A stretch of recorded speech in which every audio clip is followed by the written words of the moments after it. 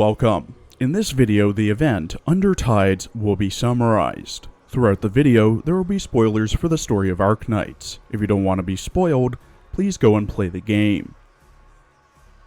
In the quiet hours aboard Rhodes Island, Scotty turns in a nearly blank mission report, much to an operator's dismay, until a sudden shift in her demeanor signals something strange. Drawn by the scent of seawater and the echo of a forbidden song, Scotty rushes through the halls, only to find Spectre's bed empty and her chain discarded. What follows is a tense reunion with Gladia, a long-lost leader of the Abyssal Hunters, who has taken Spectre without consent. Gladia offers a few answers, speaking cryptically and vanishing into the night with the sleeping Spectre. Troubled, Scotty follows the trail, only to be ambushed days later by greedy bounty hunters. Scotty, now changed from her blood-soaked past, finishes off the group of bounty hunters before meeting Old Jose, an old contact surprised by her restraint and return. Scotty, once infamous for her violence, now seeks help reaching the ruined city of Salviento to find someone from long ago. Jose warns her of the dangers, monsters, the Inquisition, and how no bounty hunter ever returns, but ultimately gives her a map and a disguise to pass off as a wandering singer.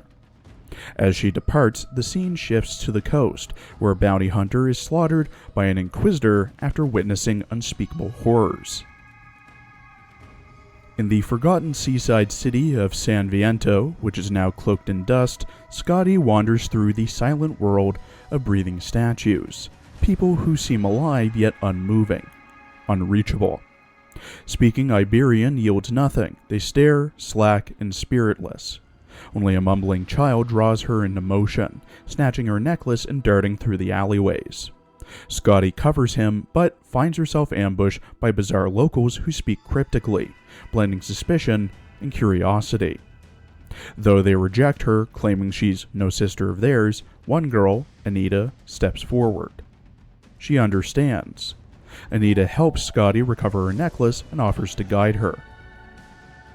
As the two search for answers, they meet Grandma Petra, a sun-chasing elder who dances in spirals and speaks in riddles of the past, sometimes lucid, sometimes lost.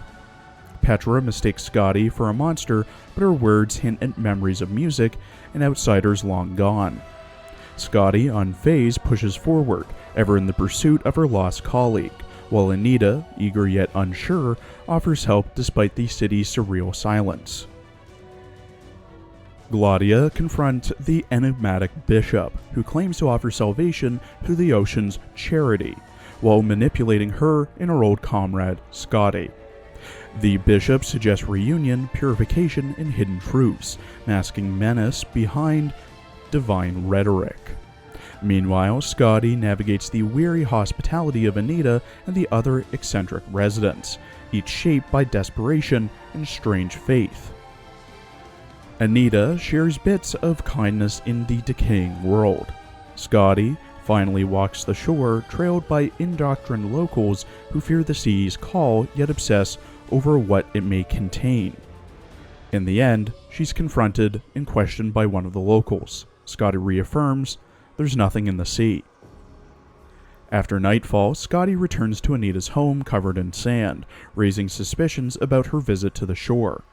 Anita, worried, offers her some food, but Scotty grows uneasy when she learns it comes from a local ritual. Every 100 tides, villagers draw shells, and whoever gets the red one is sent to the sea, supposedly to live there, bring food to shore the next morning. The Inquisitor arrives, furious at what she sees as ritualized sacrifice, but the villagers calmly insist it's a willing tradition. Scotty quietly leaves, later reflecting with Anita. Despite Anita's gentle advice to let go, Scotty reveals she's driven by more than just duty. She's following a path once shown to her by someone she cannot forget, in search of answers she doesn't fully yet understand. Scotty confronts the High Inquisitor, who commands his subordinate to stand down. Despite her injury, Scotty refuses to retreat, clashing with the High Inquisitor in a battle that tears through the city. The younger Inquisitor watches, overwhelmed by Scotty's speed and power, questioning her strength. When the High Inquisitor finally fires his hand cannon, Scotty vanishes into smoke, wounded but not defeated. While the Inquisitors search the city, he reflects on the strange behavior of its people, suspecting the Aegir and their influence. The High Inquisitor warns to him, to protect Iberia, he must learn to see the truth for himself and act accordingly. Meanwhile, Scotty hides in a house near the coast, found by Anita and then tracked by the young Inquisitor. As they argue, monstrous seaborne creatures descend upon the building, pushing through broken windows and walls. The trio fights to hold them back, but their numbers grow overwhelming. With only one shot left, the Inquisitor prepares to sacrifice themselves until Scotty takes charge. She tells them to hide deep inside the ruins, revealing that the creatures aren't there for them, they're there for her. Gravely injured but resolute, Scotty steps outside into the chaos where a tide of horrors from the deep awaits. The city calms as Scotty steps forward, her presence erasing all trace of the monsters. Anita and the young Inquisitor watch, bewildered by their unnatural quiet and Scotty's quiet power. Confused and angry, the Inquisitor confronts her, demanding answers. Scotty reveals little, only that her blood drew the monsters there, and that they can reach anywhere the ocean touches. Meanwhile, the townspeople feast on their remains, oblivious to the danger, stirring a deeper unease in the Inquisitor. This, she realizes, is the real abnormality. The Inquisitor tries to reassert order, but the people, broken and resigned, push back, even hurling seashells and truth at her protest.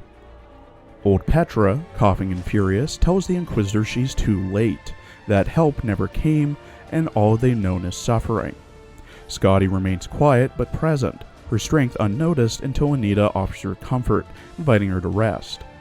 Though reluctant, Scotty falters, her exhaustion showing.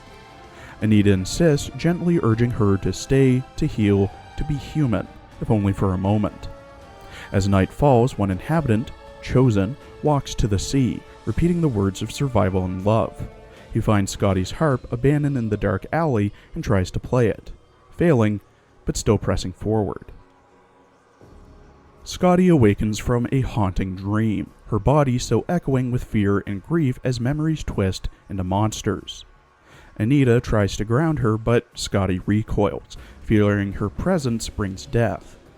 The Inquisitor, meanwhile, grapples with horrors of her own, the sea spewing forth creatures born of desperation and twisted survival. She realizes that those she tried to save may be sacrificing themselves to feed monsters that, in turn, feed them. It's a grim pact, one the High Inquisitor urges her to face without doubt, clarity, and resolve. Change, she says, is inevitable, but understanding it is essential. On the shore, Anita finds Scotty again, breathless but determined. They speak of curiosity, danger, and the blurry line between fear and excitement. Scotty warns her of the cost of venturing beyond, yet Anita longs to see it for herself. When danger returns, Scotty saves her once more, and Anita, moved, asks her to sing. Amid sea terrors and quiet hope, Scotty starts to open up, teaching Anita, sharing knowledge, and perhaps even making a promise.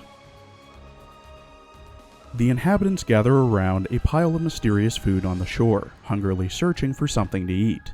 As one inhabitant identifies the fins and shells, he and another inhabitant eagerly discuss their find. The bishop arrives with Gladia, preaching about the virtues of shared faith and sacrifice. While the bishop praises the people for their unity, Gladia dismisses his words as empty, pointing out that people don't understand the significance of his speech. The bishop, however, insists that his role is to guide them to their salvation, offering not just food, but hope. Gladia hints at the bishop's manipulative tendencies, challenging his righteous stance. Meanwhile, Scotty and Anita arrive at the shore, collecting food for their families, but Scotty is distracted by the sight of the bishop and the hungry crowd. As she watches the bishop preach, she grows more skeptical of his true motives. Gladia hints that Scotty might be seeking answers, but Scotty remains unsure of her own intentions. With the crowd dispersing, Scotty decides to confront the bishop, still uncertain of her purpose. As she wrestles with her identity as a hunter, she feels a surge of determination. The bishop invites Scotty into a hidden space beneath the church, where he reveals a mysterious figure, Spectre, suspended in water. Scotty, uneasy and distrustful, questions the bishop about the situation and his intentions. He explains that he's only a facilitator for a friend who wants to meet her, but Scotty remains skeptical. As they move deeper into the underground, Scotty becomes uncomfortable, sensing something wrong. The bishop speaks cryptically about the ocean's gifts and his own struggles with leaving his past behind, but his words only unsettle Scotty further. Eventually, they reach a cave where Spectre's body lies in the ominous vat of water. The bishop's behavior grows increasingly suspicious, leading Scotty to question his true motives. The intensity rises when Seaborn appear and reveal shocking truths about Scotty's identity. It claims that Scotty is not entirely Aegir, but a part of their kind, a sea terror. This revelation shakes Scotty to her core, forcing her to confront the horrors of her past and her role in the conflict between the Abyssal Hunters and the Seaborn. The Seaborn explain that Scotty's blood is the same as theirs, and that they intrinsically are connected. Scotty grapples with this new understanding, filled with confusion and guilt over her past actions. She realizes that the revenge she sought against the Seaborn was misguided, and she is left questioning her very existence. The bishop angrily condemns the mixed breeds, questioning why they're still alive, especially after slaughtering their kin. He calls for their execution while Gladia mocks his overconfidence, revealing she could have killed him earlier. She taunts him, challenging his beliefs and exposing his hypocrisy, while the Seaborn, seemingly loyal to the bishop, wonders about kinship and emotions. Gladia taunts the Seaborn as well, leading to a brutal battle where she kills it, leaving the bishop to face her next. As the bishop rages, Gladia remains unfazed, calling him a false human and preparing for final confrontation. Scotty struggles to move, overwhelmed by the surge of sensations that threaten to drown her, her fingers numb and her body weakening. Gladia reminds her that she's a hunter and must resist to pull off these feelings, pushing back the fear of becoming a Seaborn. As the tension mounts, the bishop mocks them, calling them mixed bloods and underestimating their resolve, but Scotty makes it clear she feels no sympathy for them, only hatred, vowing to end his life once and for all. Spectre, awake from her slumber, emerges from her tank unscathed by the scattered glass, and ready to face the bishop with renewed ferocity. As the bishop mutates into a monstrous form, its body expanding and growing more dangerous, the hunters must act quickly to escape the cave. The hunters are pushed to their limits, dodging the bishop's expanding tentacles and dealing with his vicious, unpredictable attacks. Spectre, with saw in hand, takes the monster's head on, cutting through its tentacles and defying the creature's monstrous strength. As they near the chapel, Gladia makes her final move to disable the bishop's sight, but the creature's body is still evolving, its need for survival driving it to evolve into a more formidable foe. Yet, despite its rage and attempts to escape, it realizes its fate is sealed. The hunters, driven by vengeance and survival, bring down the creature with a swift, deadly-like precision. As the dust settles, the hunters reflect on their victories and losses, wondering about the truth in their origins and connections to the Seaborn. With Spectre struggling to remain conscious, Gladia reassures them that they are different from the Seaborn, but their uncertainty of their fate lingers.